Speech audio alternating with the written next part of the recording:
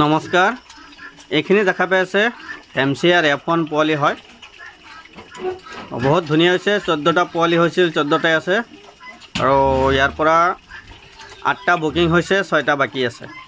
এইটো প্ৰায় আৰু এসপ্তাহ সময় আছে। এসপ্তাহ পিছৰ পৰা আমি আৰু চেল কৰা আৰম্ভ কৰি দিম। ইয়াৰ পৰা 2টা অলৰেডি চেল হৈছে আৰু 4টা দাদা এজনে বুকিং কৰি থৈছে। কিন্তু বৰ্তমান এই বৰষুণৰ কাৰণে গঁৰালটো ৰেডি কৰিব পৰা নাই, কেইদিনমান পিছত ল'ব।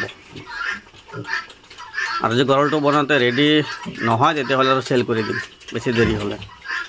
এসপ্তাহ পিছৰ পৰা কমপ্লিট যাব আৰু কি।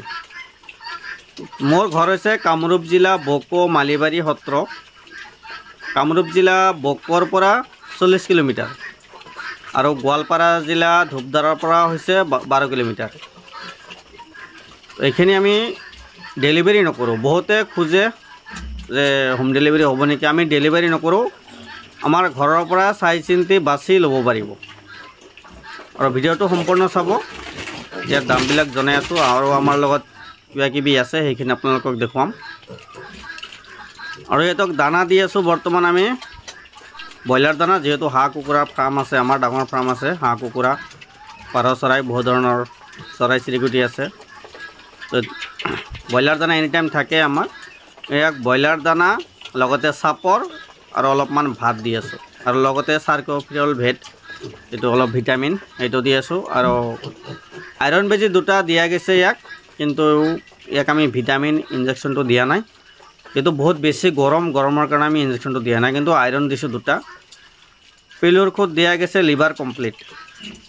বহুতে কয় যে পোৱালি লোৱাৰ পিছত পোৱালি নাবাচে, সেইকাৰণে ফাৰ্মৰ পৰা লোৱাৰ সময়ত কোনটো মেডিচিন খুৱাইছে বা কি দানা দিয়া আছিল সেইখিনি জানি বুজিহে ল'ব লাগে। সেইমতেহে ঘৰত লৈ দানা পানী দিব লাগে। আৰু ইয়াৰ দামটো হৈছে ফিমেলবিলাক 5,000, মেলবিলাক 6,000। এইটো প্ৰাইচটো ফিক্স। যদি কাৰোবাক লাগে যোগাযোগ কৰিব পাৰে। আৰু আমাৰ লগত বহুত ধুনীয়া পাৰ চৰাই আছে, বৰ্তমান এভেইলেবল আছে। এইখিনি হৈছে ফেণ্টেল পাৰ চৰাই, বৰ্তমান এভেইলেবল আছে। আৰু বন্ধুসকল, দৈনিক কণী পৰা কুকুৰা চৰাই, এইখিনি হৈছে ৰ'ড আইলেণ্ড ৰেড আৰায়াৰ কুকুৰা চৰাই। এই কুকুৰা চৰাই দৈনিক কণী পাৰে, কিন্তু নিজে উমনি নলয়। ইয়াৰ কণীৰ পৰা যদি পোৱালি জগাব বিচাৰে তেতিয়াহ'লে হয়তো লোকেল কুকুৰাৰ তলত দিব লাগিব, নহ'লে ইনকিউবেটৰ মেচিনত দিব লাগিব।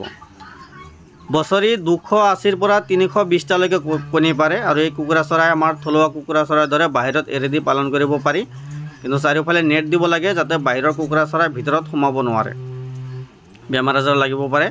আৰু নিয়মিতভাৱে খালি ভেকচিনখিনি কৰিলে হ'ল। ভেকচিনৰ দাম সিমান নহয়। 100টা কুকুৰা চৰাই ভেকচিন কৰাতে 50ৰ পৰা 100 টকা খৰচা হয়। ভেকচিন খৰচা একেবাৰে কম। আৰু কেনেকৈ ভেকচিন দিব লাগে, কি কৰিব লাগে, সম্পূৰ্ণ তথ্য আমি জনাই থাকোঁ। ধন্যবাদ।